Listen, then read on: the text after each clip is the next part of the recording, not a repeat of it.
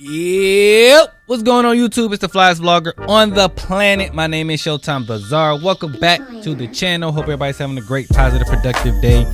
As always, you know what I got for you today. Hip-hop news, cultural updates, and everything like that for you guys. But before we do any and all of that, you know what you got to do. That subscribe button that you are seeing on your screen. Need y'all to click that, turn that bell icon on so each and every time one of my videos drop, the content that I'm providing to you, you don't miss it. Let's get into it, y'all. Drop my intro.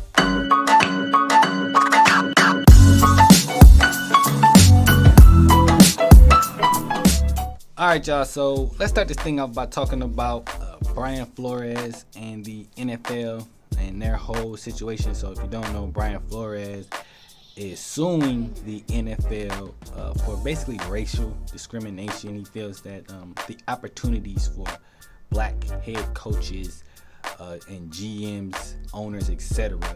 is not equivalent to that of their white counterparts. Here's what I want to say about that. First of all, I commend Brian Flores for doing what he's doing because he's putting his job on the line. So let's just start there, right? That's tough, right? He may or may not receive another head coaching position. And this right here could definitely bring detriment to him looking for another head coaching position. As far as I know, he's going to be interviewed for 2 more positions. But in all, bro, that's still, something scary to do. However, I will say this. I like that he's doing it because I agree with him 110%. Also, side note, the former head coach for the Cleveland Browns, I think his name is Hugh Jackson. Yeah, so his name is Hugh Jackson. That's correct. He came out and said that the NFL, not NFL, but there were the owner of the Cleveland Browns offered him $100,000 to throw games. Which, if that is true, here's the thing about that. So, throwing games, yes, it helps the draft stock for that team. Obviously, the teams that have the worst record get a better chance of getting the first round pick, number 1 overall pick, etc. However, that bad record goes against the coach. Therefore, when it's time for teams and GMs to go, hey, let's hire this guy, they go, he's got a pretty bad record. And that falls on the black coach. So, this is what makes that look bad.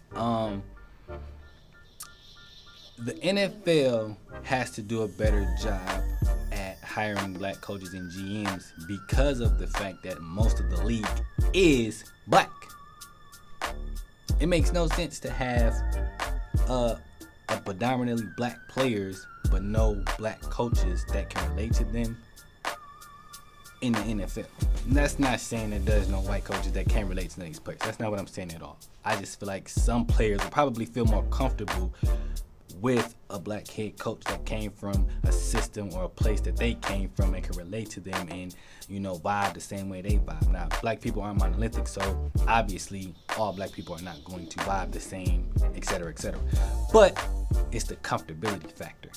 It helps those guys understand, hey, this person can relate to me, or this person may relate to me, and they can see my struggles and my ups and downs with this football thing. And not only that, bro, there needs to be more black representation as black head coaches, okay? Some of these players go from being players to head coaches just much like in the NBA. Now, obviously, there's more black coaches in the NBA for obvious reasons, just because, I ain't gonna even say obvious reasons. For some reason, the NBA just seems to get it right. Not all the time, but majority of the time. Good portion, I'll say. But yeah, the NFL got to just do better, man. It's not very many black head coaches, and as of now, I think it's only 1. And he's fortunate enough to have a winning record and be part of a winning program. So I definitely salute Brian for doing what he's doing. I hope he gets another coaching position, and I hope that the NFL really investigates this situation so that they can bring in more coaches and not just throw it under the bus, man. I don't like when they do that and that's the difficult part of it, right? They can't prove that the owners and coaches or that the owners and GMs are being racist. It's just, that's how I feel. And they fulfill their requirement of interviewing one black person. So once they interview him, it's just like, oh, I did what I was supposed to do, but I want this guy. And it's also unfair because a lot of these coaches that get these positions, the white coaches, these guys be like ball boys or, you know, special team coaches that go from special team coach to head coach. Like, how does that happen? But the black coaches got to be put through the ringer. So that's why it definitely looks suspicious, is the term I'll use. But let me know how you guys feel about that in the comments below. How do you feel about Brian Flores suing the NFL? Do you think he's going to get another coaching job? All that good stuff. Let me know all that in the comments below. All right, y'all. On to the next subject here. So Joe Rogan is under fire because there's clips of him being seen using the N-word. Obviously, we know how that plays out when we see white people using the N-word. It's very simple, y'all. If you're white, just don't use the damn word. Again, it's 10 billion other words in the English dictionary. Why do you guys get caught up on using that one? Now, I don't think Joe Rogan's racist. I think context matters. So, I don't watch the Joe Rogan podcast that much. Seen clips, but what I will say is this: if you're white and you use that term, doesn't end well for you. It's never going to.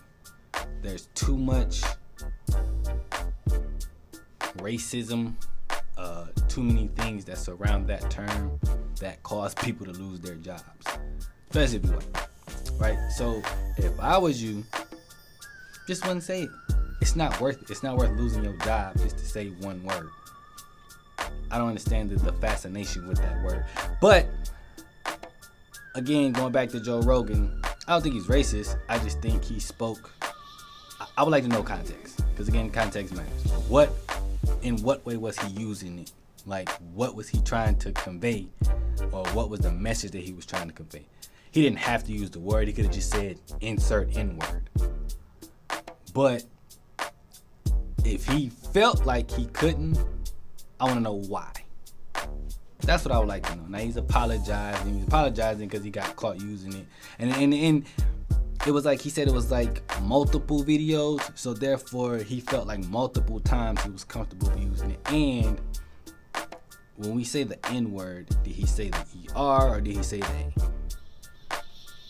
One of those terms is extremely racist. The other one is quote unquote used as a term of endearment. However, it can only be said amongst black people.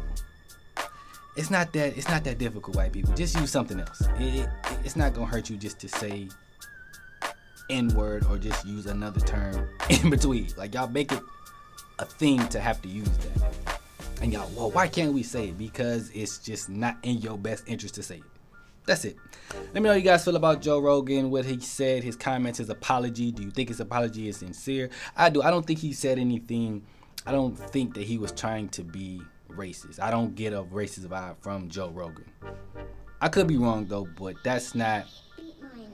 I don't get that from him. Let me know what you guys think about that in the comments below.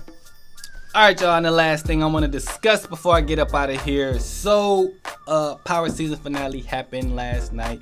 Spoiler alert! If you haven't watched Power this season at all, please don't watch this portion of the video. Here's what I want to say about that. A couple things that I want to discuss. To begin with, the way that it ended, I feel like they're either setting it up for it to be the end of Power, because if they want to come back for a season 3, they can, but I also feel like if they don't, they left it to where we're good. We wrapped it up. You see what I'm saying? They kind of left Tariq and Effie like they gonna just drug deal and walk off into the sunset. It kind of left you, it was like it was a close, but it's still open if it gets renewed for a third season. So I'll start with that. Okay, I'm not sure if they're gonna bring it back for a third season, but we'll see. Also, I want to say this. I was talking about it on social media, with not trying to spoil too much, but I keep seeing people say, Lauren's dead. she's dead, and so is Zeke. Okay, I don't know if I'm 100% sold on that. Here's why. The Zeke one I'm a little bit more sold on because we saw him get shot, we saw him fall, then they got the phone call at the end. But Lauren, okay, in all my time of watching Power, anytime anybody dies, they show the body. They never show Lauren's body. So that's a little suspicious to me. They say she died in a car crash, and the only person that was there to see this alleged car crash was the person that was supposed to had killed her, which was Effie. That's another part that's even a cliffhanger. So this is why I say that they set it up pretty good to where if they wanted to just say, we gonna just put a button on it, boom, cool, we can leave y'all with y'all thoughts and let y'all talk about it on social media. But if they wanted to go back in and do another season, they have that ability because questions like these have not been answered. Is Lauren really dead? Is Zeke really dead? As far as Zeke being dead, to me, I seen a couple comments that said Zeke may not be dead because they didn't say anything on the news. He was a top draft prospect. They didn't say anything about it. And actually, that kind of worked in Lauren's favor too because she was a student there. And if they did a memorial service for both the teachers, why would they not do one for the student? See what I'm saying? So, a lot of places they can go with this. Also, Monet doesn't know that Lorenzo shot Zeke. That's another thing that they could go into. And the whole situation with Method Man and Redman, or, the whole brother situation, they can go deeper into that. So, a lot of things going on there. Let me know what you guys think about the Power season finale. Did you like it? Did you not like it? Did you not like it? What are your thoughts and opinions on it? Let me know all that in the comments below. But that's all I got for you guys today. If you guys enjoyed this video, you know what to do. Like, comment, share, subscribe. And until next time, I want to hear y'all. Peace.